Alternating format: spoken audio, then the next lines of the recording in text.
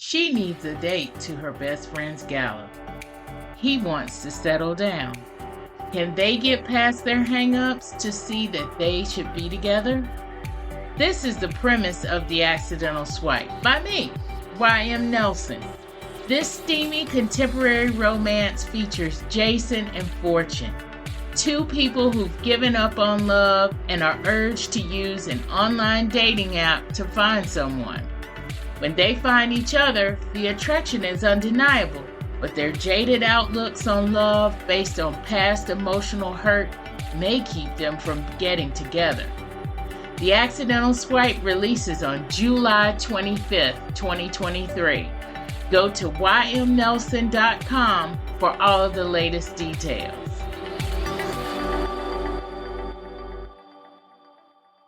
This is the Nerdy Romantics Podcast, and I'm your host, Y.M. Nelson.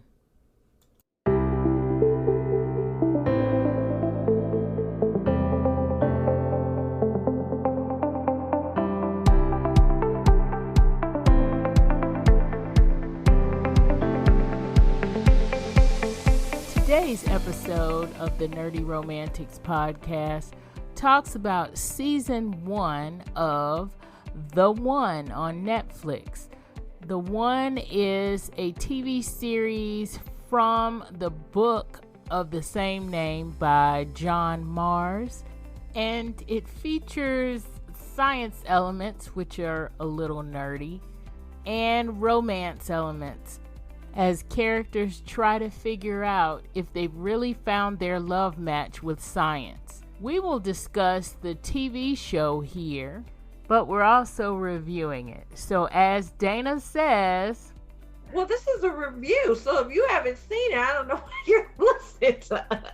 You've been warned. Spoiler alert. So let's get into the discussion.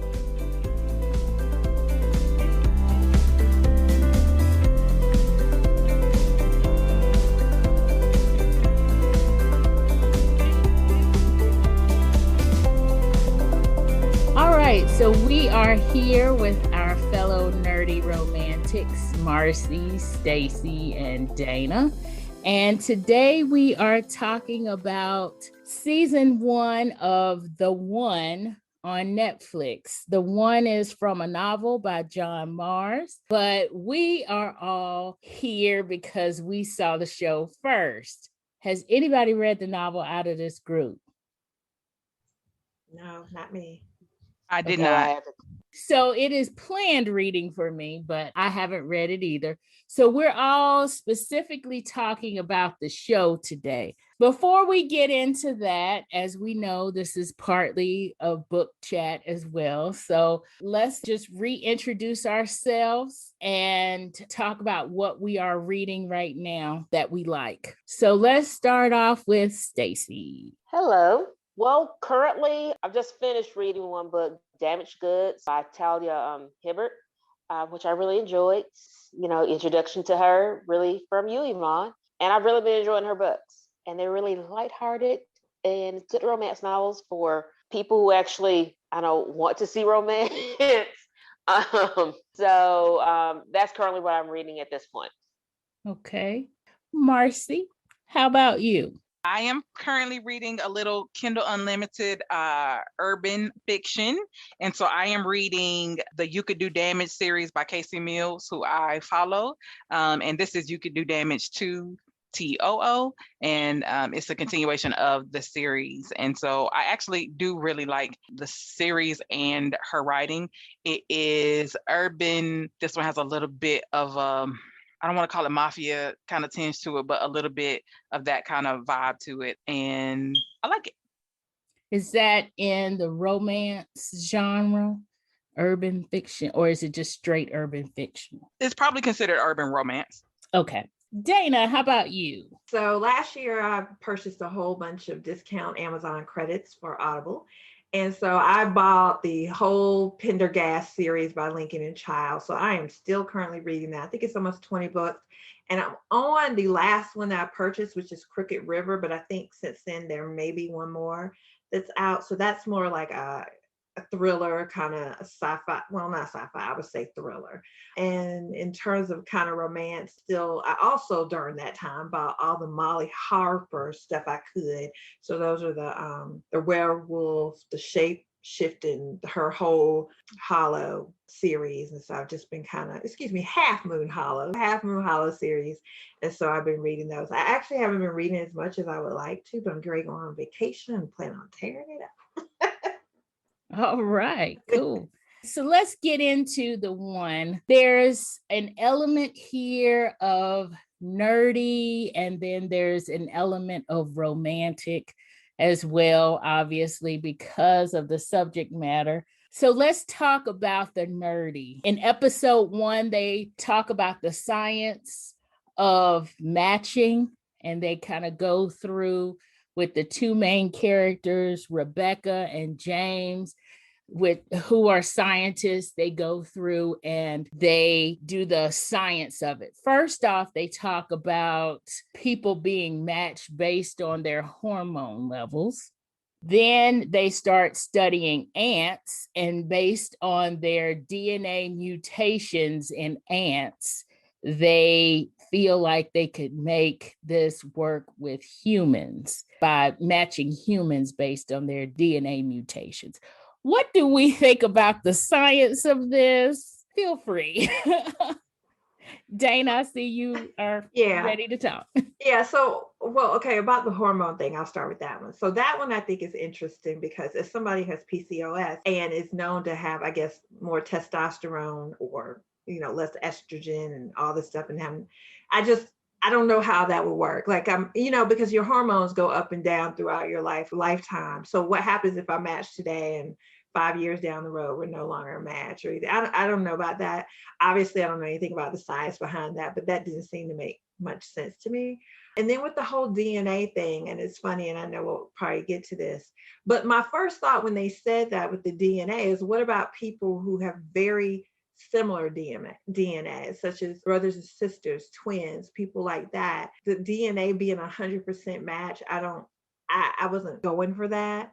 I wasn't believing that. So I was just like, I wonder, like, what's going to happen with that? Because I could very well see you would have more than one match. That's what I was thinking. I can't imagine you would just have one match in the world. God forbid if you did and they were dead. But anyway. Right. So I was like, y'all know when we first started watching this, I was like, the science doesn't make sense to me. Right. So yeah, I questioned that from the beginning. Marcie, what about you? I feel like I am not a scientist by nature, so I just kind of rolled with it. Theoretically, I guess I thought of it less like hormonal and more like pheromonal is kind of how I processed it in my mind. And so that kind of seemed like something I was familiar with. So I probably just like made it whatever it was that my mind needed to understand the premise. And so I don't know that I got the science of it exactly anyway. And they did mention the word pheromonal when they were talking about the ants. They did. And so I think I just took that and was like, oh, I know what that part is. And so I probably extrapolated completely inaccurately what that actually meant. But I think for me, I'm a twin. So I immediately started to think, what about people who have common DNA, like twins, like siblings? Like, what would the overlap there be? And so I think that was one of the questions I did have at the beginning. And so it was interesting to see that play out, because that as a twin was the first thing I thought about was, what about people who have genetically identical DNA? Yeah. Staci, any thoughts on this? Initially, the reason I started watching the whole series was because of our conversations that we have.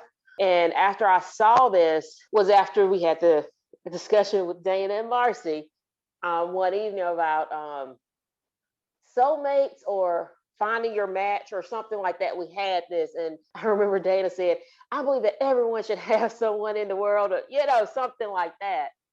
And I was like, I said, no, I don't believe that. So, and then I saw this come up on Netflix, which makes me indicate, okay, number one, our phones are listening. But yes. But seeing this made me think of that whole, and that's the whole reason why I wanted to actually start seeing it, was that was because of that conversation alone. Because normally, I'm not sure if I would have watched the whole thing through. The science on it, I really didn't focus too much on the science. Again, I was thinking the same thing with Marcia's, like siblings, what that would do, or just the whole in the world, there's going to be a genetic match for you. Because I still wasn't believe, no, there isn't. There, you're not going to find. It's not necessarily there's someone always going to be there out there, but the fact that you're doing genetics and you're looking throughout the whole world and finding someone like that did intrigue. I've got to be honest, when I started watching it, and I told y'all about it, and then y'all started watching and finished it before me because I started to lose a little my steam for watching this. But initially with the science, I wasn't trying to be too into it because I wasn't watching it for the science of, oh, the one. I was like, okay, that's your concept. This is the whole concept of the whole series is they discovered a way to find your one and let's go from there. So I didn't really try to delve too deep into how they figure out what is the one. Not really interested. I do want to see how they develop because that's the character development to me of the scientist characters. But the actual science, I wasn't as involved with it at that point on how they did it. Kind of piggyback on that. That's kind of made me intrigued to like read the book to see if he actually goes into more of the science part of it. Because as you get on in the series, you notice it's really put the science part in so they can kind of weave that mysterious death into everything. And of course, because it's, the company is science-based. I mean, the whole idea is science-based. But you notice it's very loosely mentioned here. So that's kind of made me want to read the book to see if they actually goes into it. But also something you said made me think, I forgot to ask everybody, how they came upon the series, but I'm just going to kind of chime in and say we all came upon the series because Staci started watching it. And then we all were like, okay, let's watch it.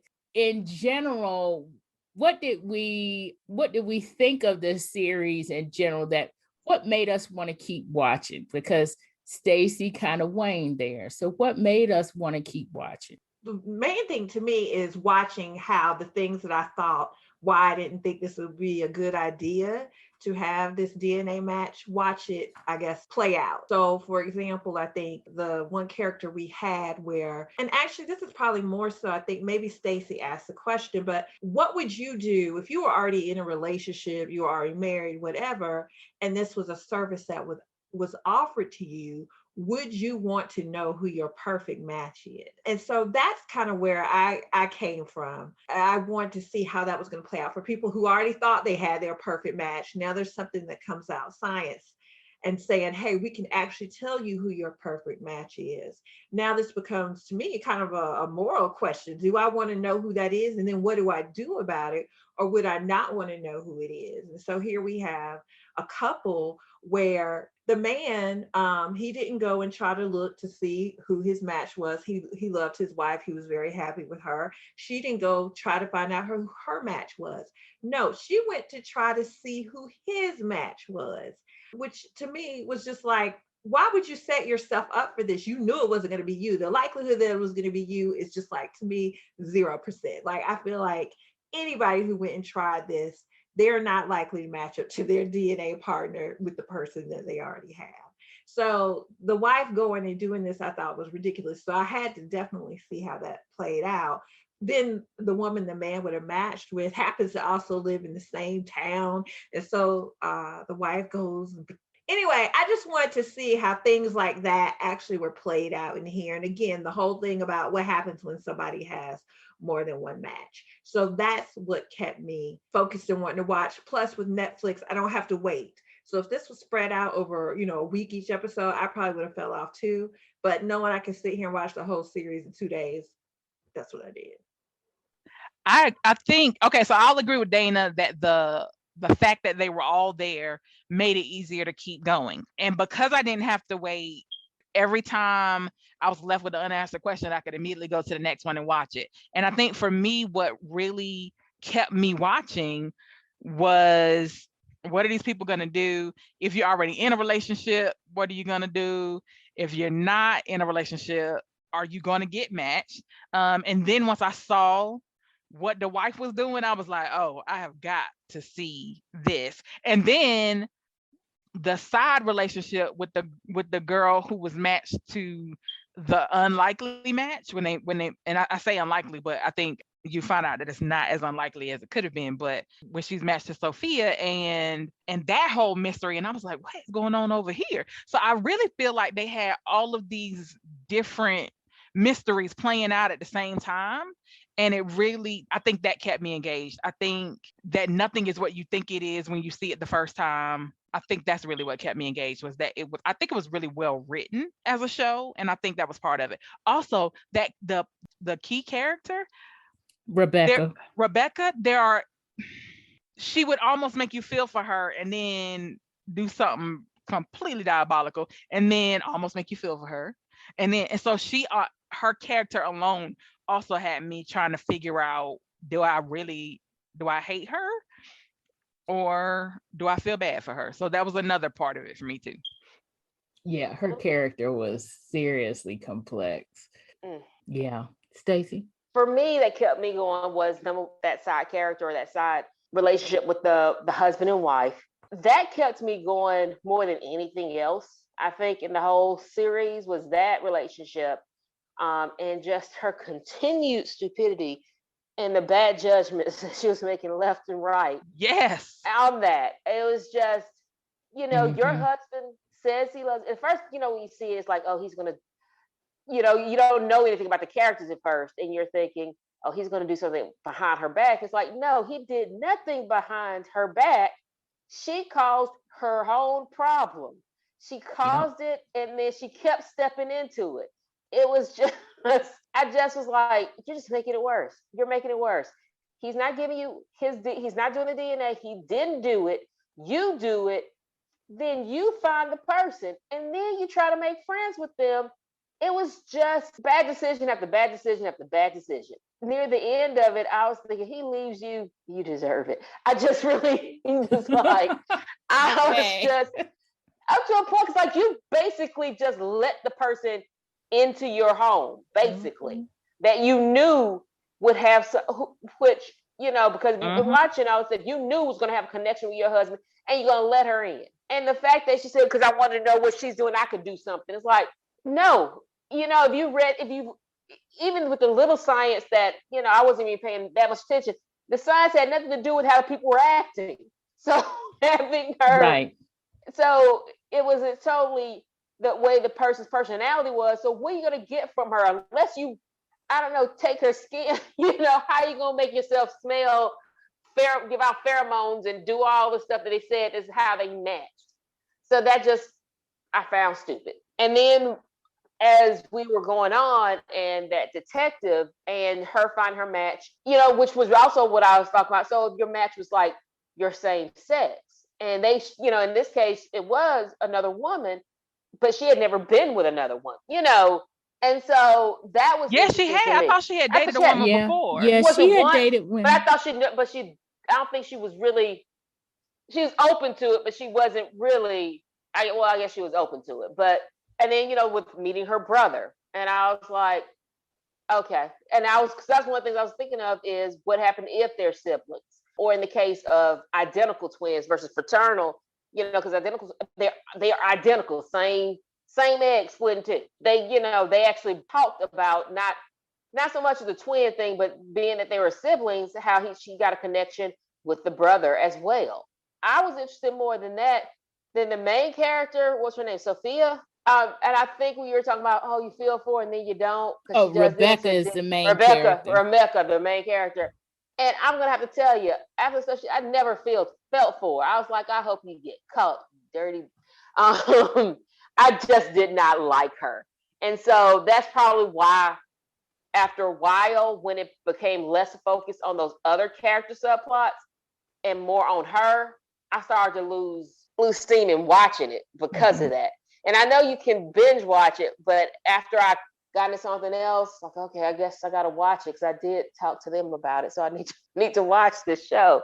Her whole, I know I would watch it, but I had no empathy or feeling for her. So I didn't really care as much what was happening to her. Just that I kind of wanted her to get caught. That was pretty much it. But not even enough to keep watching. If it wasn't for y'all, I probably would have stopped watching this and left it at the wayside. So interesting that, we have two different reactions about Rebecca. Dana, what do you think about Rebecca since we're on this? And remind me, so I got confused with Staci was talking. So Rebecca is the detective or is she the wife? Rebecca's the dark-haired. The detective is the blonde. She's the scientist. She's the scientist. Oh, forgot. You know what? That's so funny. I forgot all about her. Okay, so yes, obviously, on one hand, she's a successful businesswoman, and I'm like, we get an opportunity. She's a woman. She's acting like a man, right? So in this regard, I'm like, I like that we're showing this ruthlessness because this is what men do all the time. Nobody says anything about it. When a woman does it, it's like, oh my goodness, why are they doing that? So yeah, she even says that in one episode. She's like, men do this all the time. Men don't apologize for wanting success. Right. Yeah. So I honestly didn't really have a problem with her. That's funny. And I say that not to say that I thought she was a great person, but I'm sorry, Pop-Tart is barking if you hear her in the background. But not to say that she's a bad person. Not to say she's not a bad person. So Pop-Tart is a cute little dog, just in case I keep that in here. I think for me, when I say I felt for her, I agree with Dana that I liked seeing a female character in charge who was unapologetic about that. But I also think that there was a layer there where part of the reason she created this whole thing was because I think she was looking for it herself. And I think that, to me, when I say kind of, do you feel for her? It was looking in the filter of these complex relationships she had with these men in her life and recognizing that they all had a piece of something she was looking for, but none of them were the whole. And I think that's why she started down this path, was because I think she was looking for someone who represented the whole. And I think that was underlying. Now, don't get me wrong, power and money do some things to even the most altruistic, but I think that was a part of me that I saw at the very beginning, was this longing that you could see that she had for something. And I think that also is the question that the whole show is trying to answer, is if there was this person who offered the whole, would you be looking for that person, and would you want to try to find that person?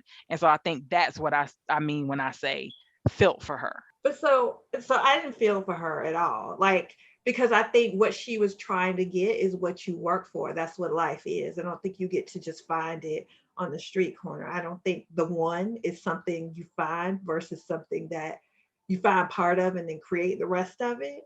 So I didn't feel for her. I just saw her as a ruthless, businesswoman. And then with the detective character, honestly, I really didn't care anything about her relationship. I did want to know what that girl was hiding. And when I found out what it was, I was like, oh, really? This is what y'all had me waiting for, this big secret in her background? Didn't care. Then the wife and the husband, I did care just because it was the dumbest thing I'd seen. Right. It was the wife and the husband. It was her tomfoolery that I was there for all the time. So because it just kept getting worse. Right. So that part was probably the number one thing that kept me and that I was really there for. But just in terms of Rebecca, I guess I didn't really, I don't know. She was doing her job. I mean, I'm with you, Dana. I'm here for season 2 just because I want to see if the tomfoolery continues. Yes, now I feel like the match is mad, and now I feel like we about to up the ante a little bit. So I really do. I'm in it for the tomfoolery. I am. Because it's Jurassic Park, the love version. When you take science and try to mix it up with something and go against maybe what should be natural, there are going to be things that happen because of it. And so I want to know what those things are, even outside things maybe I've thought of. And I want to see how y'all handle them. So I feel like, to me, that's what makes this interesting. I mean, they addressed two of the main things that I thought about immediately when they said this was something, because immediately I felt like, not a good idea. We're not going to be birthing babies from dinosaur eggs, whatever. And so that's kind of what the show to me was really about. You want this so bad that you'll do anything for it. Okay, now you have to live with the consequences. How do you do that? I think too, the ante, we've upped the ante too with these couples, like bringing them in and then throwing them in these complicated situations. It ups the ante. At first with the detective and Sophia, because when they did have their first conversation, or the first conversation that we saw, it didn't seem like it was their first conversation. Sophia asked, how do your parents feel about you being matched with a woman? And she was, and Kate, the detective, was like, they don't know yet. They know that I date women.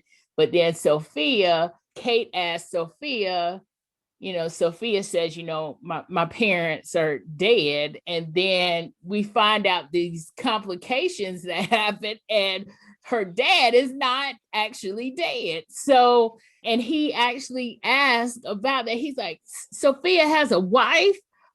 Is she gay? So he didn't even know that. So you're thinking like, it's this big something else going on.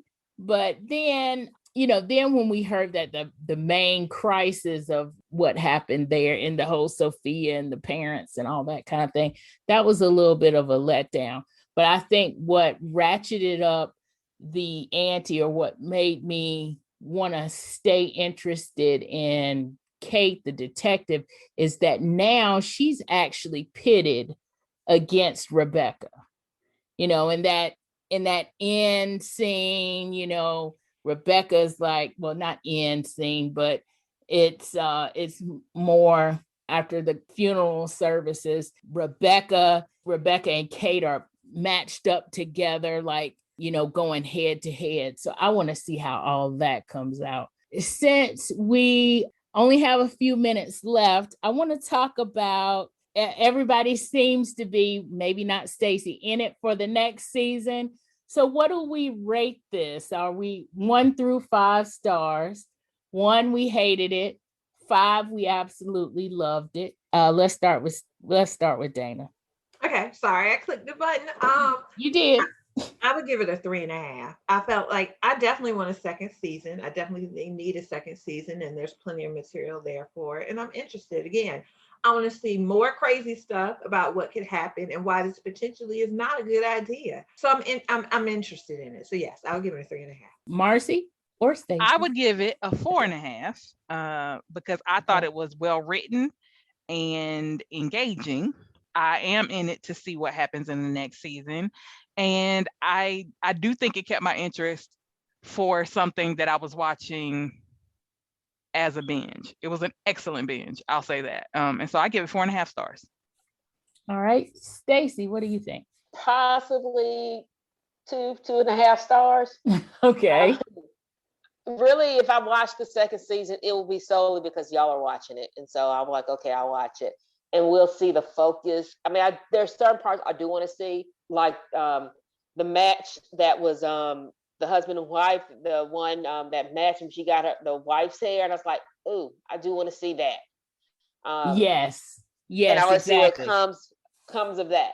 Other than that, the other plot points, I really didn't care about. Okay. So it would be seriously, I would see what's going on there, and hopefully they bring something else to it. But if I continue watching, it will be solely because y'all are watching it. And it's like, okay, let me at least watch this. So I do want to mention one thing before I go, and I just want to get a quick reaction here from you.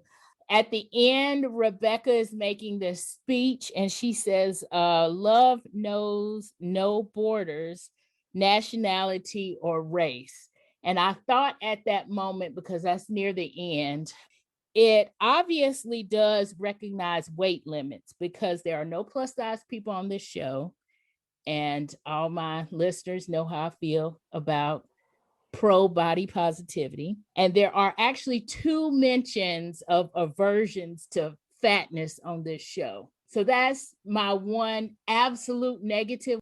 Anybody concur, or do we remember or anything about that? Well, I mean, Well, I think that's the nature of it being a TV show and not real life, right? So, Yes. like, obviously, there's a version to anybody who's not pretty and skinny because that's all that we saw in here. Same thing with the men. We didn't see any chubby men, So I think that's just the nature of the TV show. I think if this were to be real life, I think that DNA thing would actually move away from whether the person was fat, skinny, tall, or short, because your DNA would tell you this is the person you would be attracted to. So even though, I always joke about my husband, like, if you would ask me if I would have been attracted to him because he's shorter than me, the answer would have been no. I love me a tall man. But 15 years later, I'm glad that I am attracted to him and I love him dearly. And I feel like he is my one. I feel like we are a great match. So I feel like in the real world that would go away. But I think, again, because this is TV and this is kind of what we're used to, I think in this case, the non-plus size people being left out is a TV issue, not necessarily one that I think would have happened if this was truly a thing in the world. Okay. Staci? well, I mean, I don't even remember, as again, I was not paying as much attention to this show. Yeah. So can you remind me of the 2 times they did mention that? Or Megan, the one that was matched with the husband, said that she did not like fat guys. And Hannah mentions when she's trying to match Megan up with somebody, she said, hey, this guy's married, but his wife has put on a few pounds that they haven't had sex in 9 months, kind of thing. So it's a little bit of a version there. Well, overall, I have to agree with Marcie and Dana. I mean, with Dana, what she said about, with TV shows, it's rare that we see that. So, I mean, I don't think it's really the show that's going to, it would be nice to see that maybe in the next season that you actually see different body types. Because I mean, if you just talk about just body types in general, they also didn't talk about anyone who was was handicapable or anything like that. So I mean, we don't even, right? But they did show anything, one woman who was, but she wasn't matched. Yeah. They actually and showed I mean, or how people will react to that. Just react to having someone who said they wouldn't be attracted to. But overall, I mean, I gave it a 2.5. So I wasn't expecting much out of it. Oh boy. And I guess because I was so interested in the match concept itself, I didn't look at that part of it. And because I honestly felt like most of the people were ordinary looking at best. Like I don't think that this was one of those casts where anybody was super gorgeous. I mean, I think maybe Kate might have been like super attractive, maybe Ben, but most of the season he was dead, but I think in general, most of the people were so average looking that I just didn't think about it because nobody in my mind thought average. I didn't, this wasn't one of those where everybody was supermodel-esque. So I felt like it was at least real people-ish. And again, because one of the main couples was people of color, I was, I was excited about that. So I didn't look through it through a million lenses. I'm usually happy to see representation in some way. So I probably don't look for multiple versions. I guess because I got people of color, I didn't look for all the other versions of representation, because generally speaking, what we usually get is one. Right. Yeah, we get one good. We get one. Either you get, I mean, let's be honest, if there was somebody who was plus size, nobody would have been brown. Like I feel like, what I'm saying? Right, like something, exactly. it would have been a trade-off. So because the couple was with the storyline that was most engaging was also the couple of color. Yeah. I think that's really what my focus was. So I don't know that I saw the rest of it. Well, I want to say thank you, ladies, for joining me today. I'm glad that you're here talking The One on Netflix and all of our lovely antics. So thanks. Thank you for having me. Thank you. So that's it for this episode. Please subscribe to Nerdy Romantics Podcast wherever you get your podcast to be notified anytime a new episode drops. And if you like what you're hearing, please rate and review. The links are in my show notes at ymnelson.com, along with a lot of other links for books and other items that we talked about on our show. And if you really like what you're hearing, click the Buy Me a Coffee button while you're there to support us. Thank you for listening.